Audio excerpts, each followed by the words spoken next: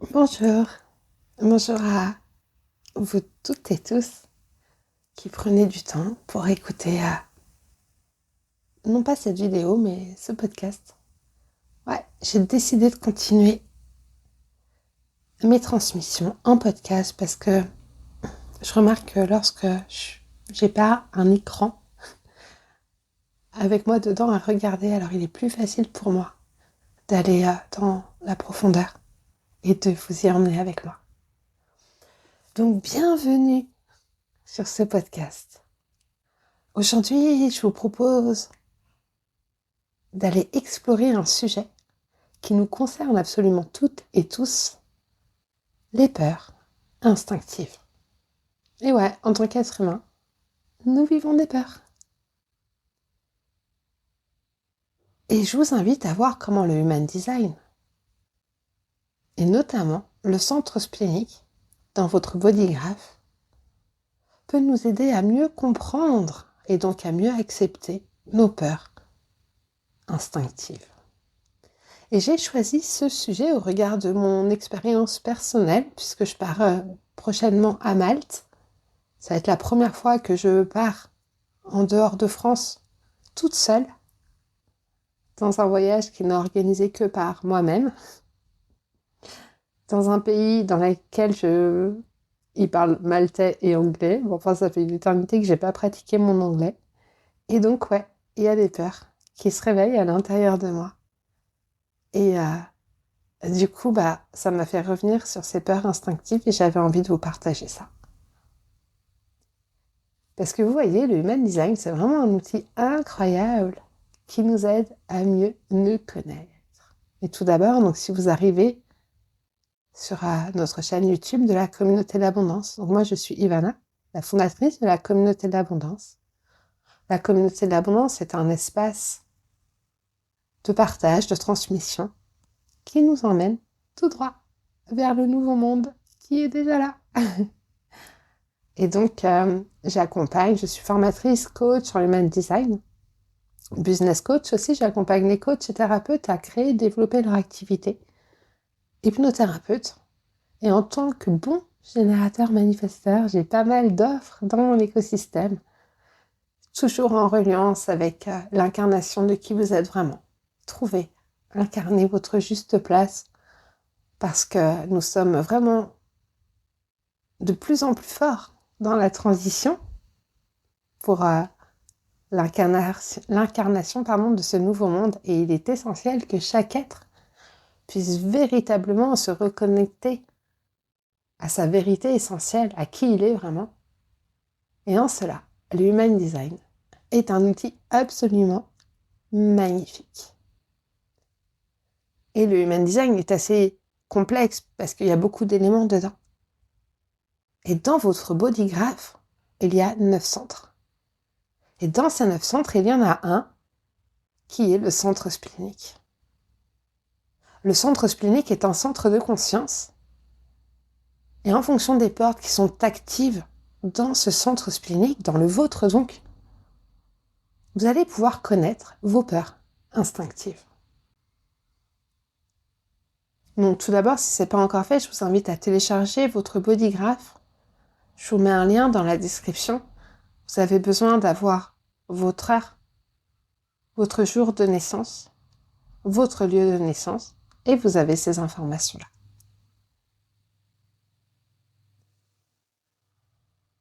Le centre splénique, donc, il est directement lié à notre survie et à notre système immunitaire. C'est en lui que se logent nos peurs instinctives. Mais le centre splénique, il n'est pas que ça. Le centre splénique, il est aussi à l'origine du processus évolutif.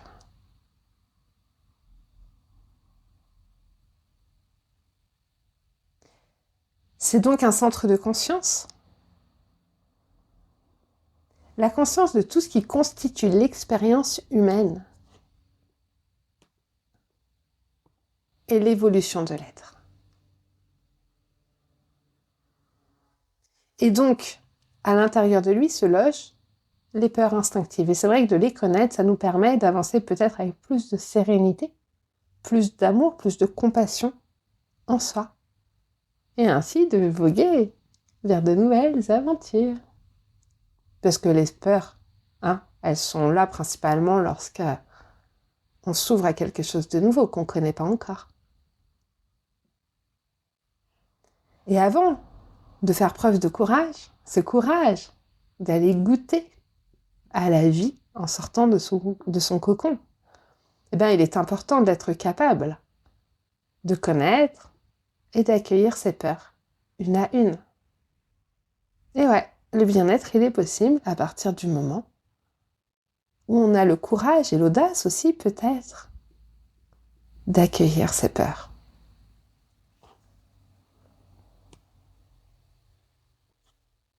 Vous le savez sûrement.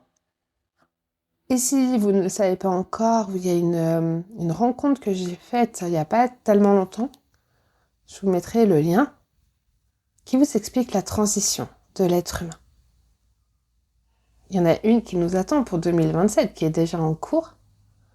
Mais il y en a eu une autre avant, en 1781, où le corps humain est passé de 7 à 9 centres. Ouais. Avant 1781, il y avait 7 centres. Bon, c'est pas aussi catégorique que ça, C'est pas quand on a fêté la nouvelle année 1781 que l'être humain il est passé de 7 à 9 centres. Tout cela, ce sont des processus qui prennent du temps, qui se font progressivement, à l'aide des influx de lumière. Et il y a encore bien longtemps, bien avant 1781, à l'aube de l'humanité, l'être humain, il n'avait qu'un seul centre, l'équivalent du centre splénique.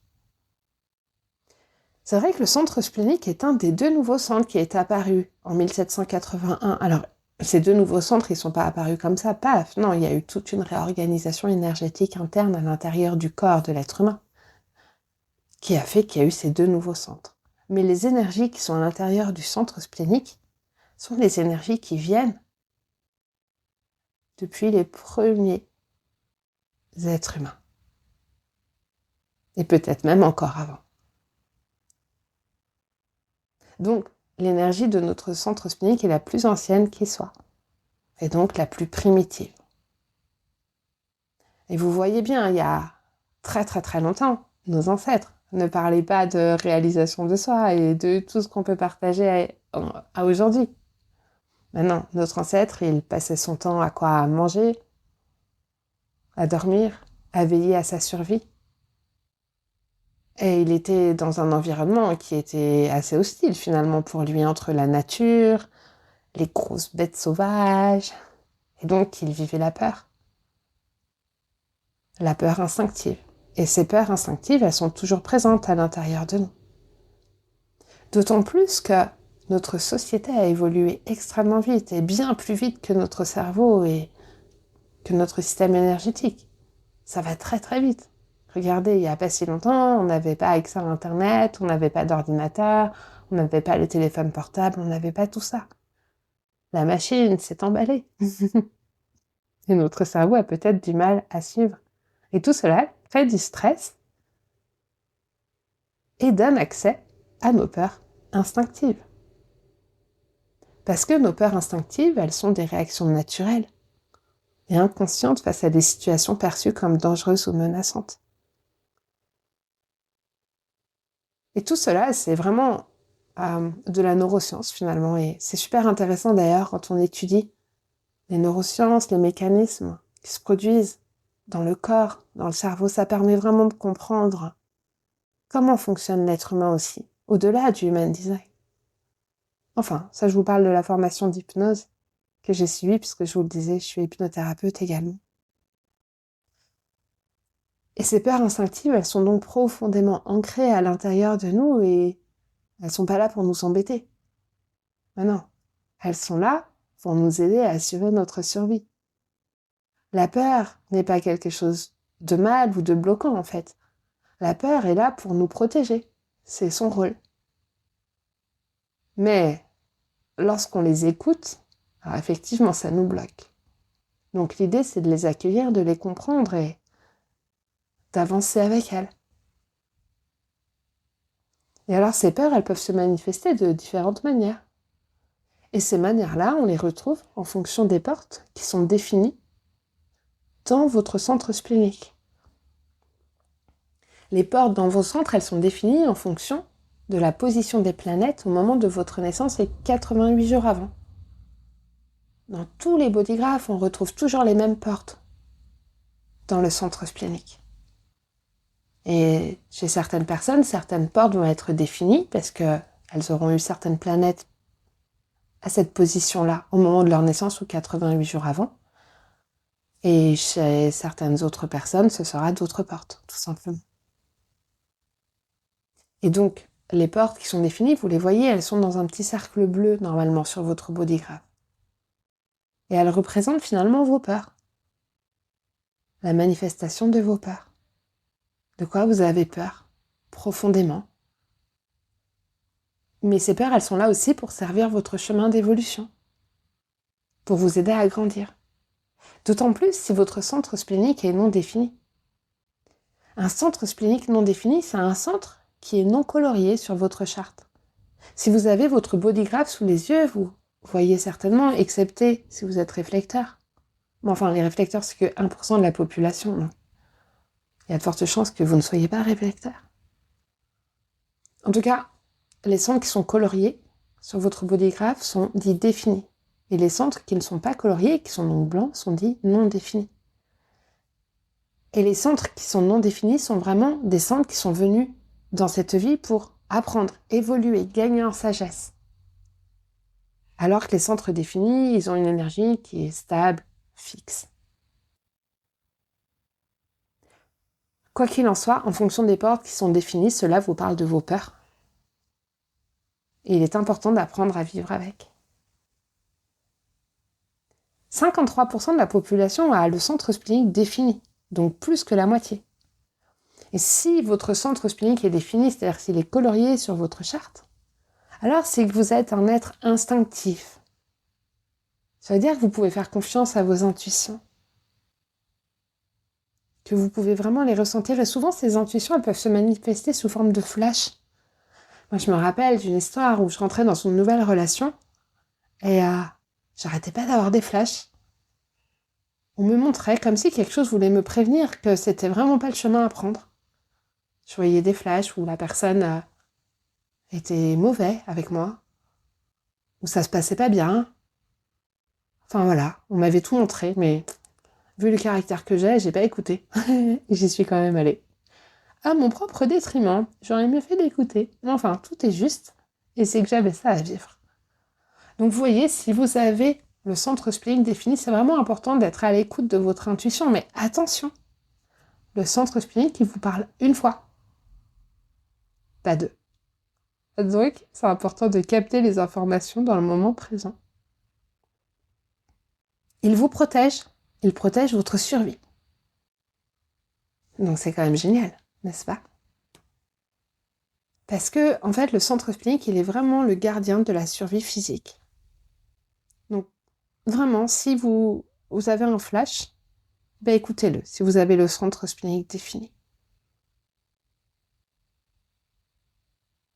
Ayez confiance en votre intuition. Maintenant, si par cas votre centre splénique n'est pas défini, on sait qu'un centre qui est non défini, c'est-à-dire qui est blanc sur votre bodygraph, absorbe et amplifie les énergies des centres définis autour de lui. Donc du coup, si votre centre splénique est blanc et que vous êtes en relation avec quelqu'un qui a le centre splénique colorié, ben vous allez être influencé par ces peurs instinctives. Vous allez les absorber et les amplifier. Ça peut donc rendre beaucoup plus difficile la distinction entre vos propres peurs et celles des autres. Et puis aussi, souvent, un centre splénique non défini, pour se sentir en sécurité, a besoin d'être accompagné avec une personne qui a le centre splénique défini. Et ça, vous voyez, on arrive même dans le cas où, dans un couple par exemple, la femme est battue, son mari là-bas, alors ça peut être aussi le contraire, mais enfin, on va partir sur cet exemple-là, et donc elle est en insécurité avec lui.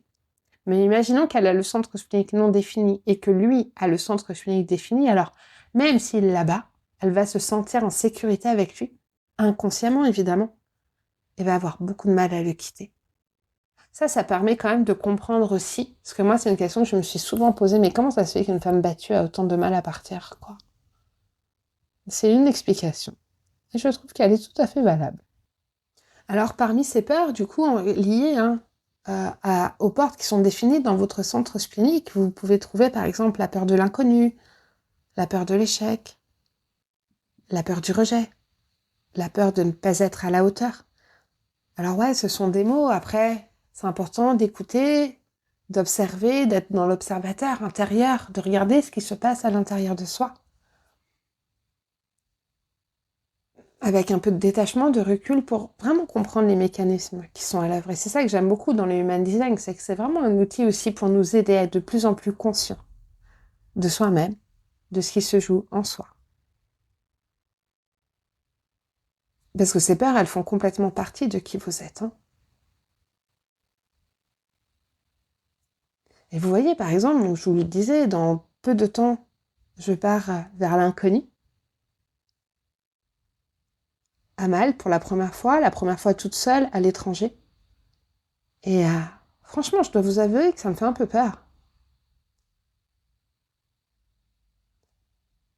Ça me fait peur parce qu'il y a la barrière de la langue. Ça fait un moment que j'ai pas pratiqué l'anglais, même si je me remets là, ici, un peu, là, j'essaye de... parce que j'ai un peu la flip. Et je me dis, mais si j'arrive pas à me faire comprendre, parce que mon accent n'est pas compréhensible, et si j'arrive pas à comprendre ce que les personnes me disent, et si, de ce fait-là, par exemple, au premier soir où j'arrive tard, j'arrive pas à comprendre comment rentrer dans l'hôtel, et si j'arrive pas à accéder à ma chambre, et si je me retrouve à dormir dans la rue, parce que je n'arrive pas à accéder à ma chambre, et vous voyez, le petit hamster, là, il se met en route, et bo, bo, bo, bo, bo, bo.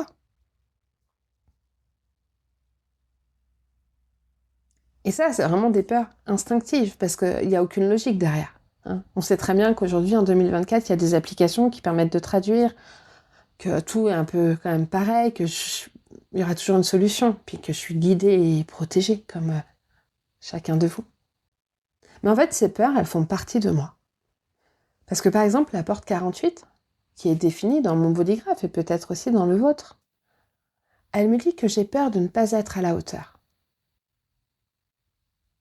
Pas être à la hauteur dans cette expérience-là, c'est peur de ne pas réussir à parler correctement anglais, peur à ne pas comprendre l'anglais, peur de ne pas réussir à comprendre comment accéder à ma chambre de l'hôtel. Mais bon, c'est pas une finalité en soi, puisque du coup, je travaille mon anglais en ce moment. Il y a aussi la porte 57, qui est définie chez moi, la peur de ne pas anticiper assez tôt les dangers. Et du coup, je planifie tout. Je vous dis, je vais passer une semaine, ça va être fou. Tellement que j'ai planifié tout. Bon. Le fait de tout planifier, ça laisse place aussi à l'inconnu, on va voir comment ça va se passer. Il y a aussi la porte 32, la peur de l'échec. La peur que même en travaillant mon anglais, en planifiant les choses, je sois dans une situation pénible ou dangereuse. Parce que ça sera de ma faute, ça veut dire que je ne me serais pas assez préparée. L'échec, la culpabilité de l'échec. Vous voyez un peu la pression que ça peut me mettre, finalement, ces peurs instinctives. Alors d'un côté, c'est bien, ça me permet de préparer consciencieusement mon voyage, et puis finalement d'être déjà quelque part en train de voyager. Parce que c'est ça aussi, le bonheur du voyage, c'est la préparation aussi. Mine de rien, comme ça, on voyage beaucoup plus longtemps. Mais voilà, ça permet aussi de voir quelles sont les peurs et comment les emmener avec moi de la façon la plus juste qui soit pour vivre une expérience qui soit vraiment agréable. Et donc, en acceptant ces peurs, je peux avancer plus sereinement et me préparer à affronter ces situations si par cas elles se présenteraient. Et dans le centre splénique, il y a aussi d'autres peurs. On a la porte 50, par exemple. Peut-être que vous l'avez sur votre bodygraph. La porte 50, c'est la peur d'assumer des responsabilités qui pourraient être trop lourdes. Donc ça peut aller jusqu'à une peur de l'engagement, une peur de s'impliquer, et tout ça. Ça peut créer pas mal de barrages aussi, On a la porte 28 aussi, qui nous parle de la peur de ne pas trouver de but, pour lequel se battre ou prendre sa place. Donc là aussi, ça peut créer d'autres choses derrière. Et puis on a la porte 18.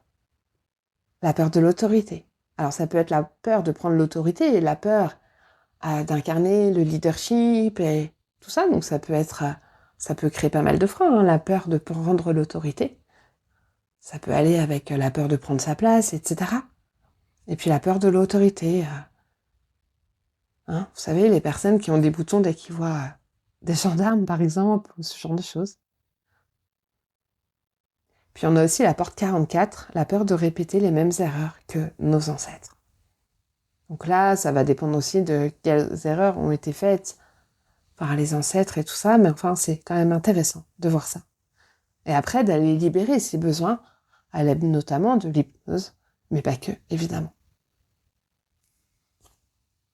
Donc je vous invite vraiment à regarder les portes qui sont définies dans votre bodygraph et méditer un petit peu sur ces peurs qui se présentent à vous, voir comment ça se vit à l'intérieur de vous.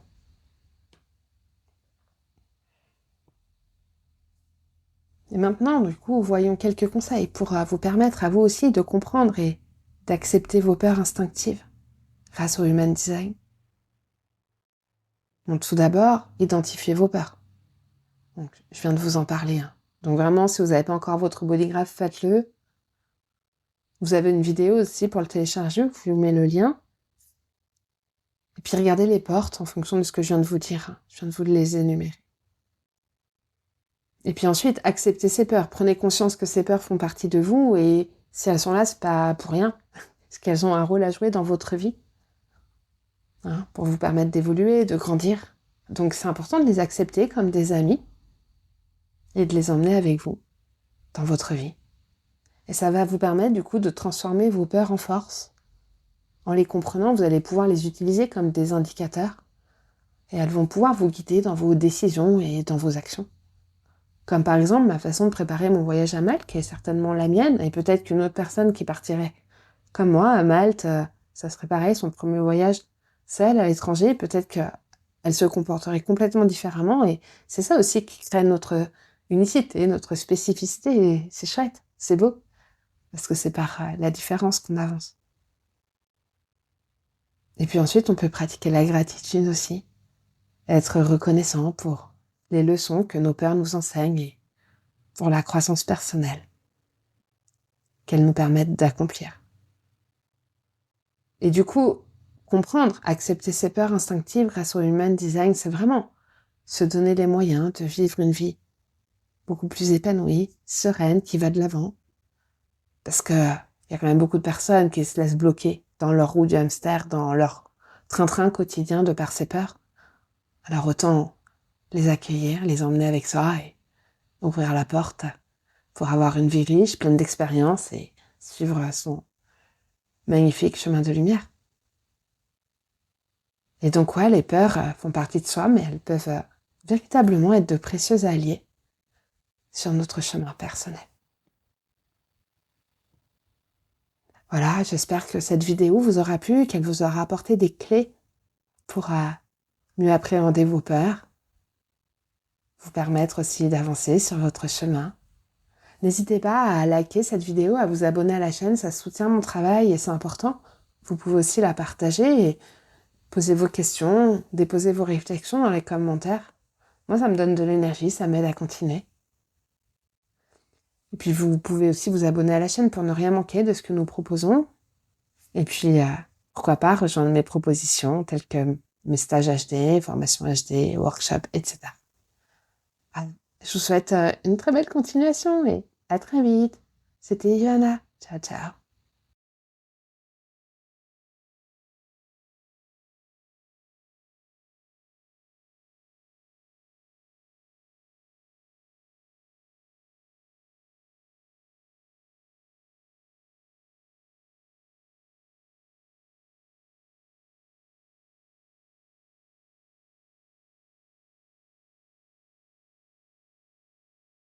Instinctive.